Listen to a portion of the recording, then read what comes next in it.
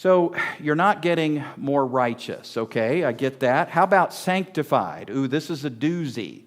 You know why it's a doozy? Because it seems like in modern day America, in our religious circles, we have used sanctified as a synonym for growth, right? We say, oh, you've been justified, but you haven't been sanctified. In other words, you're a baby Christian. You're a baby Christian that's been justified, but you haven't been sanctified. Do you know that that's false? That's actually false. The Scripture tells us in 1 Corinthians chapter 1, verse 2, Paul is addressing this Corinthian church, and he says, to those sanctified.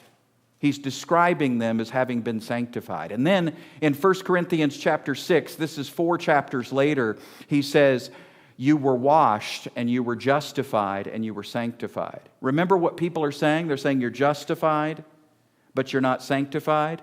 Well, that's in one verse together for Paul. He says you've been washed, justified, and sanctified. And all of that happened at salvation.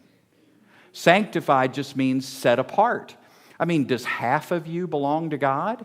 We keep waiting for the rapture. Is he going to rapture half of you?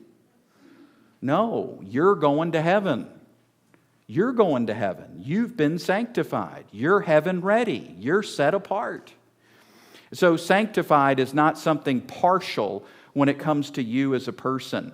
So maybe then we got to say, all right, well, just like with righteousness, follow this, just like with righteousness, there's me and then there's my behavior.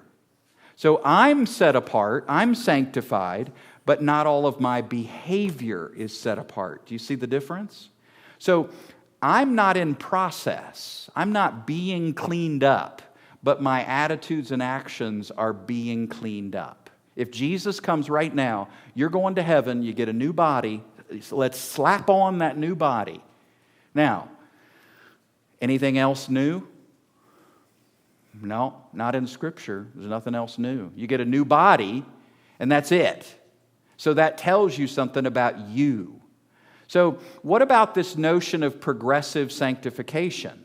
Well, that's the idea that you and your actions are merged. And as I obey more, I get cleaner as a person. I get cleaner for God. And that's legalism. That's the definition of legalism. As I do more, I get more acceptable. Well, that's performance-based acceptance. I thought you said your God was the God of agape, unconditional love. And 5 minutes later, you're putting a condition on the love. So we see then that we've been sanctified and we don't need to get more set apart.